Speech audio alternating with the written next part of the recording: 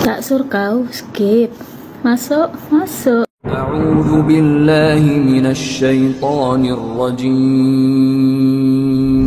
بسم الله الرحمن الرحيم. Kak, ada juga nabi dari Arab ya. Rusmi Nenggolan, thank you ya. Sebenarnya kau udah tahu bahwa Nabi Muhammad itu dari Arab, ya kan? Cuman mungkin yang kau tahu hanya beliau. Bukan cinta, ada lagi yang lain. Aku anggap pernyataanmu ini tulus, sehingga aku sering dan menanggapinya dengan tulus juga ya. Jadi, bagi kami agama Islam meyakini banyak nabi. Mulai dari nabi pertama itu Nabi Adam alaihissalam, manusia pertama ciptaan Allah Subhanahu wa taala, pencipta langit dan bumi, Tuhan kita, sampai dengan nabi penutup Nabi Muhammad SAW itu berapa banyak generasi itu ya kan, sehingga adalah sekitar 124.000 nabi dan 315 rasul. Cuma di agama kami Islam yang wajib untuk kami ketahui itu ada 25 nabi dan rasul. Jadi yang berasal dari Arab itu ada Nabi Hud alaihissalam, Nabi Shaleh alaihissalam, dan Nabi Syuaib alaihissalam. Jadi ada 4 bersama dengan Nabi Muhammad ya. Dari mana ini datangnya kok bisa gitu? Dari Nabi Nuh, keturunan Nabi Nuh ada 3 anaknya, Sem, Ham, dan Yafet. Dari Sem lah kita dapatkan garis keturunan Nabi Hud alaihissalam. Jadi jangan merasa tidak bisa terima bahwa ada nabi dari Arab ya kan. Kita saudara cinta. Kalaupun kita nggak saudara dari seiman, kita saudara sebangsa dan setanah air. Paling nggak saudara dari nenek moyang kita, Nabi Adam, ya kan? Jadi jangan karena Arab gitu kan, terus sentimen kau. Tahu nggak bahwa bahasa kita juga, bahasa Indonesia itu banyak sekali mengadopsi kata-kata dari banyak mengadopsi kosakata dari Arab, dari bahasa Arab ya kan. Bahkan Alkitab itu asal katanya dari bahasa Arab cinta. Kitab artinya buku, ya kan?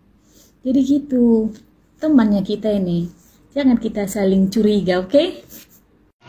Wal inna insana lafi khusr illa allazina amanu wa amilus salihati wa tawassaw bil haqq wa tawassaw bis sabr. Dari mana Anda mendapat berita itu? Anda tahu apa Anda hidup di zaman mereka? Emoji ketawa. Agak lain kau tika-tika.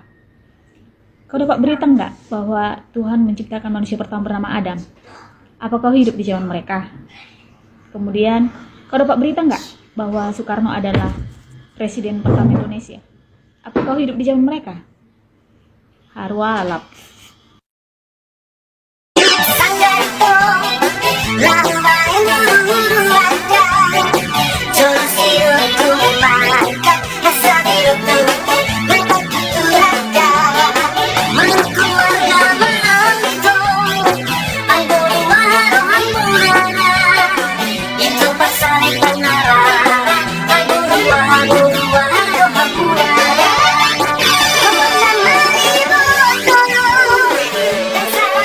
Muhammad gak ada mujizat. Nikti 75, thank you ya. Kayaknya dirimu non-Islam kan? Bilang dulu iya biar kita lanjut. Iya, karena aku yakin. Jadi sebelum kau menerima hidayah cinta, atau sebelum hidayah itu sendiri menjemputmu, atau sebelum ajar menjemputmu, jangan dulu ajar menjemputmu ya. Biar sempat bertobat dulu kita. Jadi, atau sebelum kau login di agama Islam dengan username dan password yang tepat, jangankan mujizat, beliau sebagai nabi pun tidak akan pernah kau akui.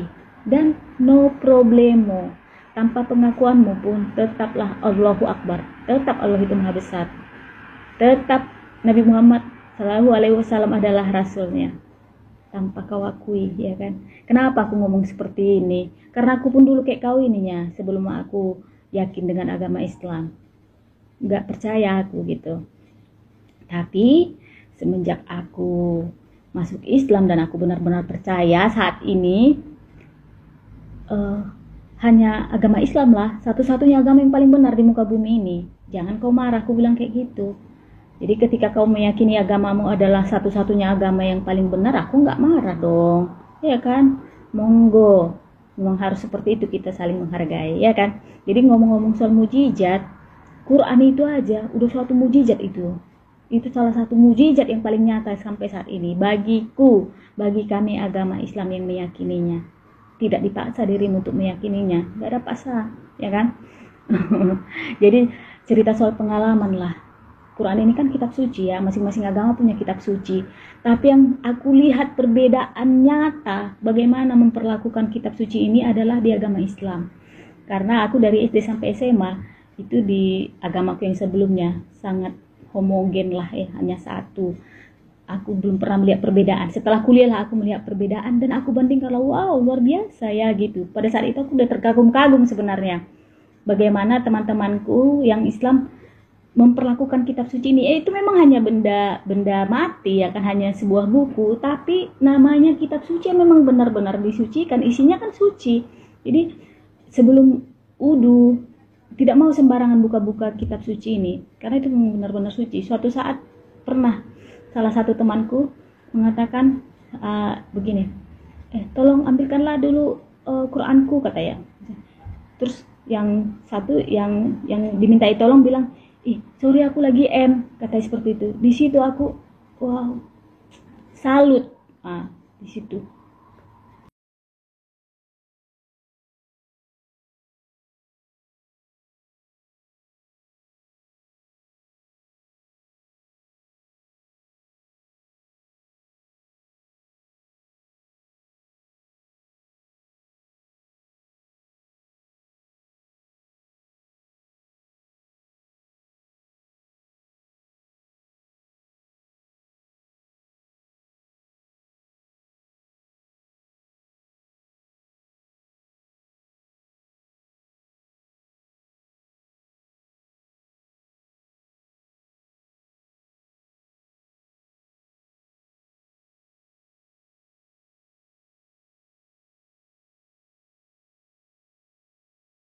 Anggi boruku pacarnya halairan. Oh ya, ale dang hurestui molo boruki mualap, alana dang songoko anggi hami.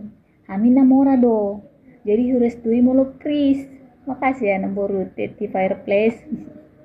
Ku translate ya. Dek, anak perempuanku pacarnya orang Iran, tapi nggak kurestui kalau anakku itu mualaf karena kami nggak kayak kau. Kami orang kayanya. Jadi kurestui kalau Chris John petinju. Jadi gini Namburu, oke lah Namburu orang kaya ya kan, tapi aku juga bukan orang miskin. Jangan Namburu menjudge kami nggak kayak kau gitu.